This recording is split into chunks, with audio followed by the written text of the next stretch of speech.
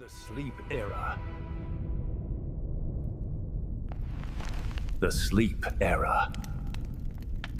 This story doesn't begin with treason. It begins with trust. A trust too fragile for the steel-cold world of thrones and priests. She was not a traitor, not yet. She was a wife, a queen, and before all of that, just a girl taught to obey. Her silence was her duty, her smile her weapon, and her loneliness. That was no one's concern. She did not seek power. Power sought her, then devoured her. It came the way all monsters do, wearing the face of duty. A marriage arranged before she had her first bleeding. A crown placed on a head that bowed too easily.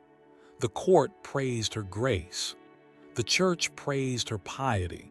Her people, they never really saw her.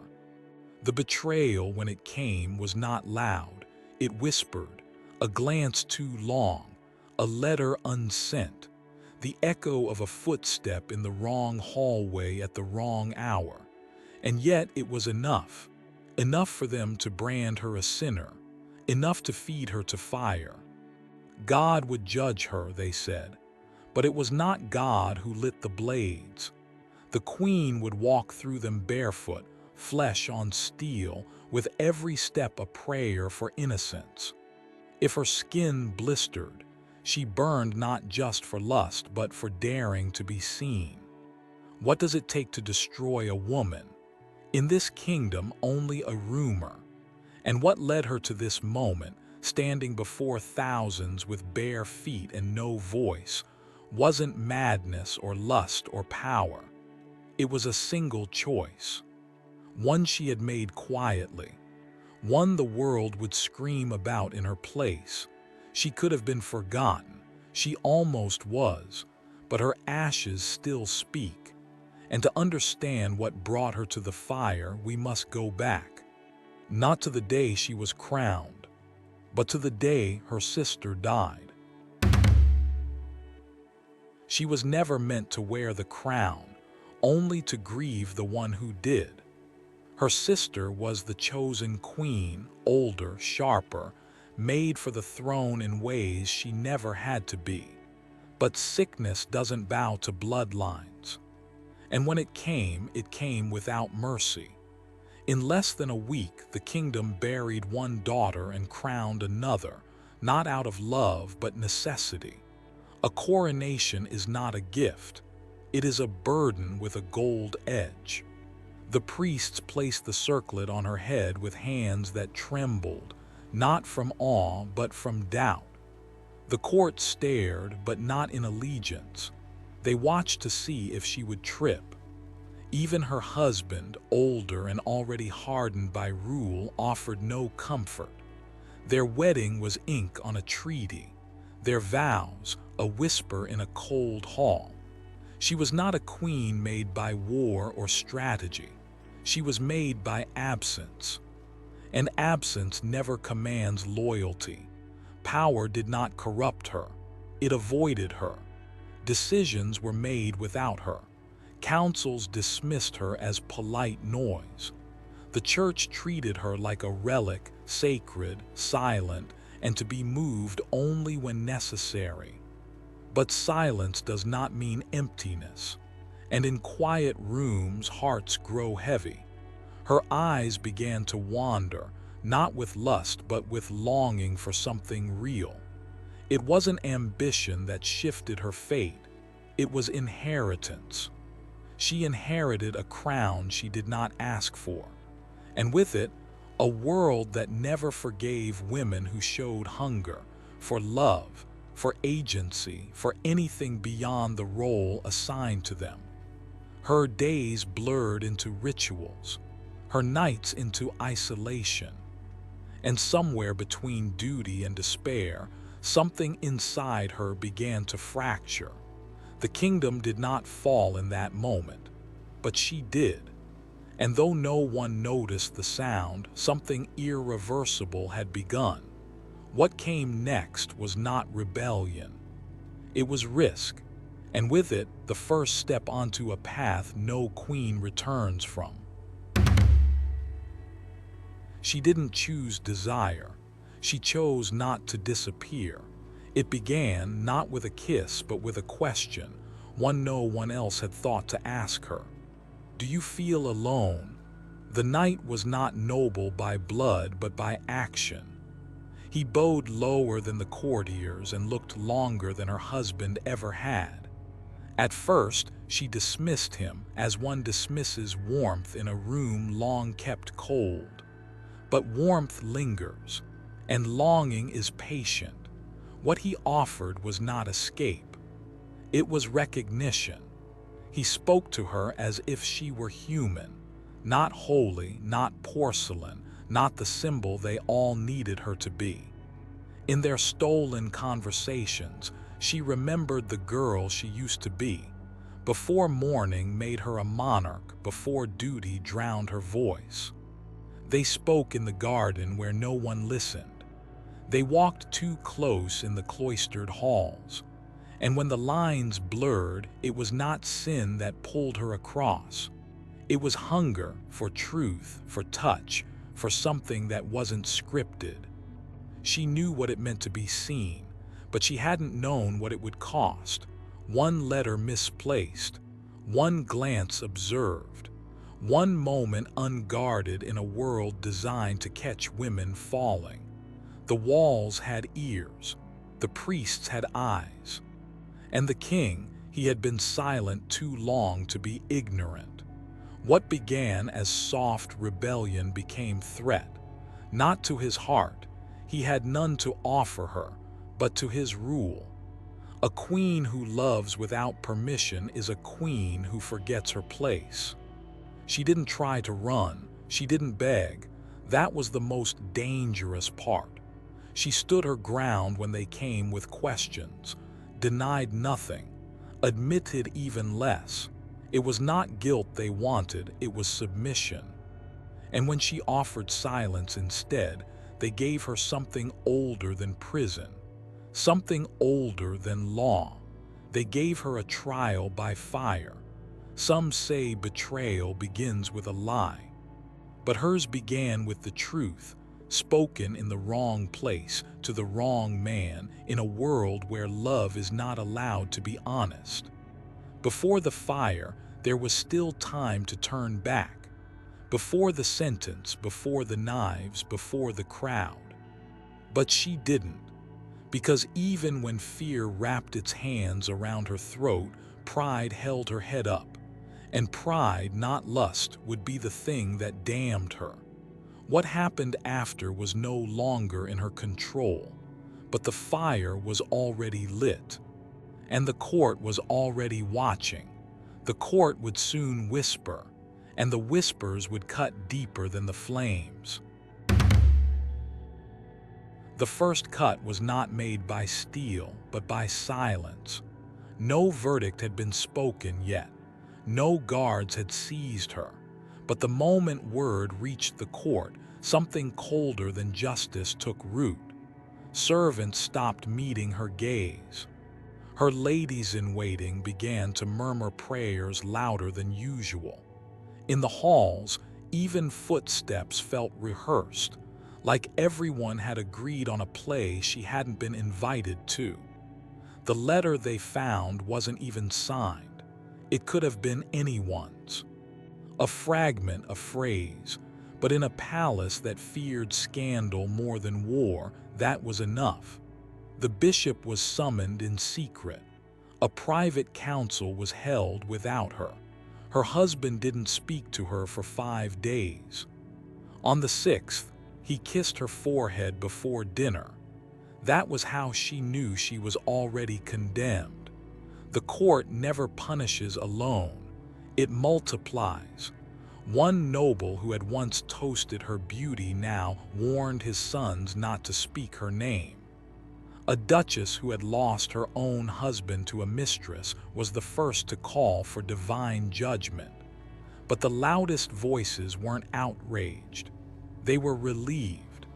A queen who stirs unrest is a queen who can be replaced. The church offered purity, but it demanded pain in return.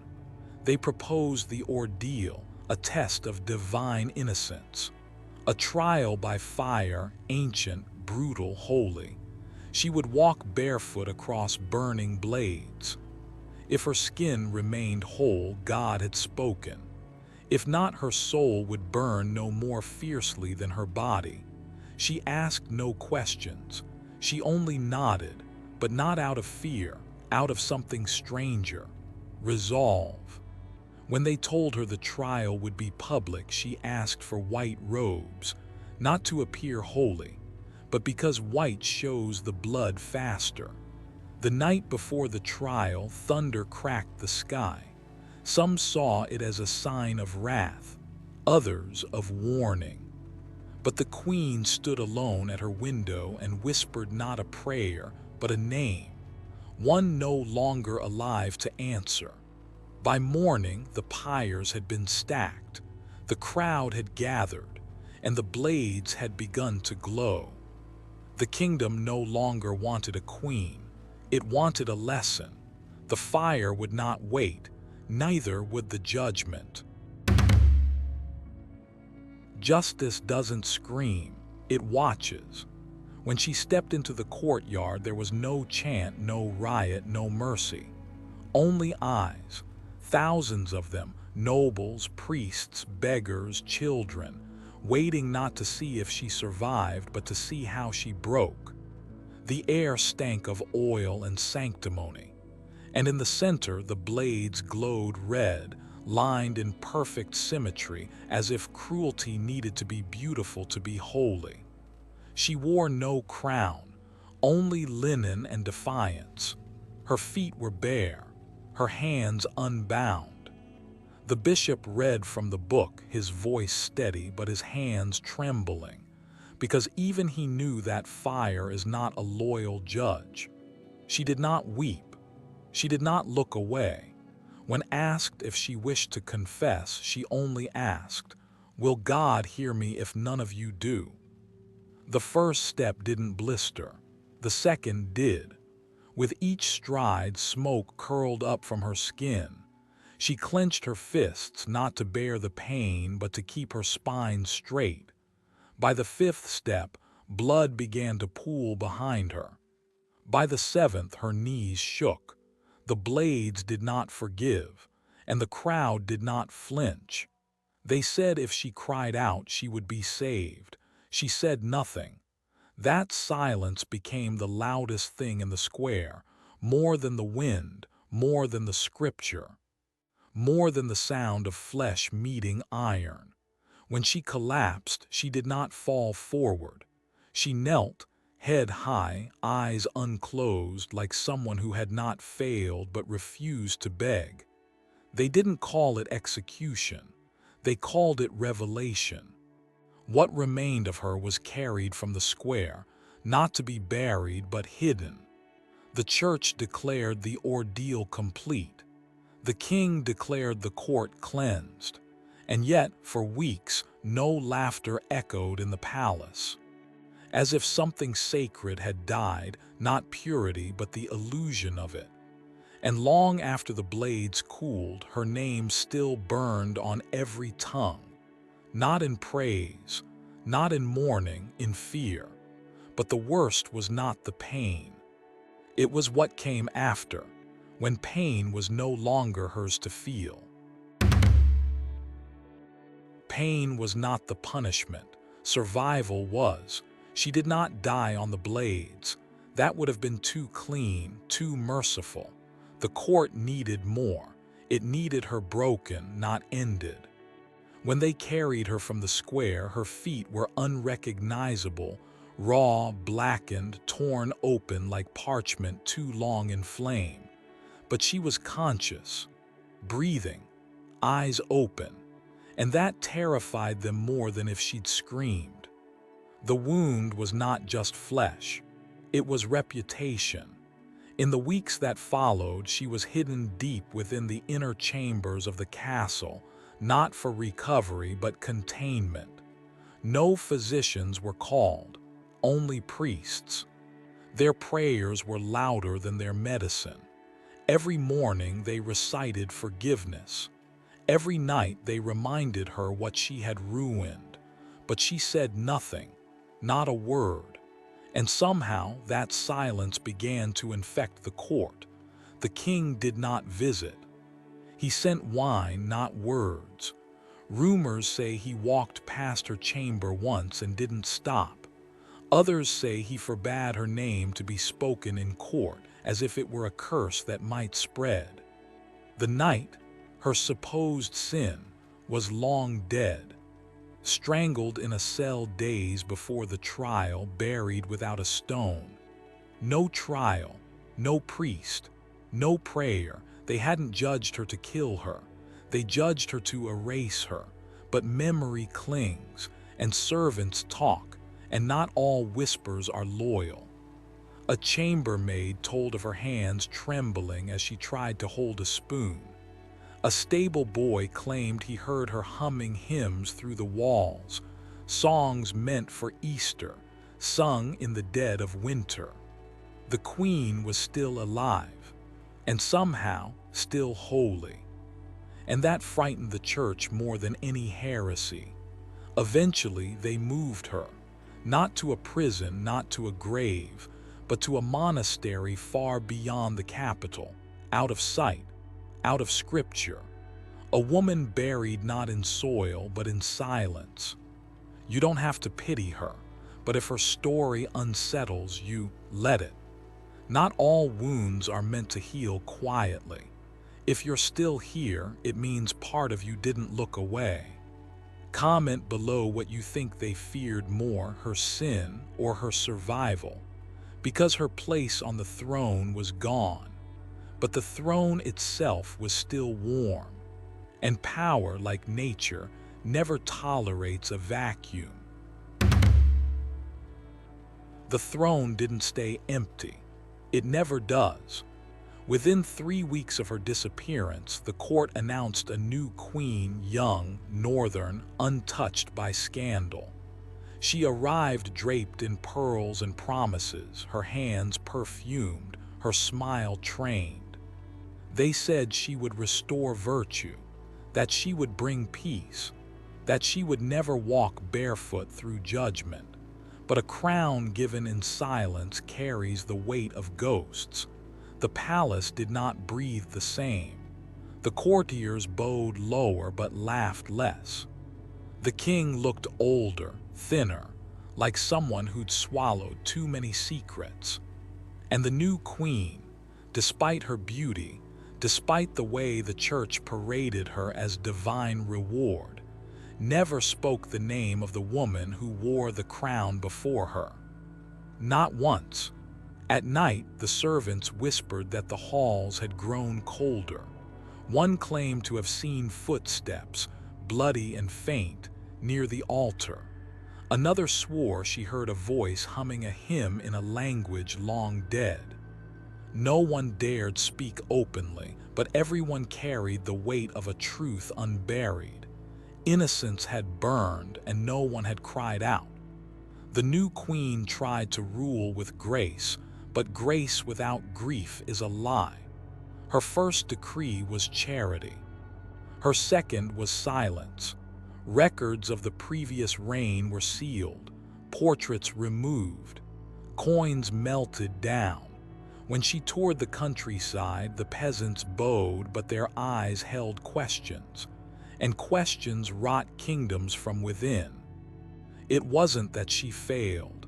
It was that the people never truly believed she had replaced anyone.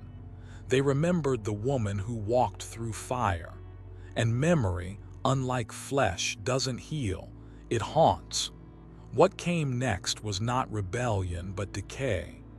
The court remained dressed in gold, but the gold felt thinner.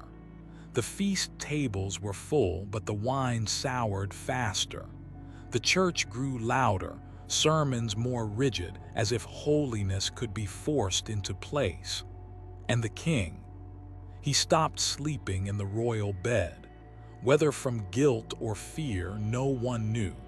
A kingdom can survive scandal, but it rarely survives forgetting. And far from the capital, in a convent cloaked in fog and frost, the queen they tried to erase was still breathing, still watching, still there. She would return, but not as the woman they remembered.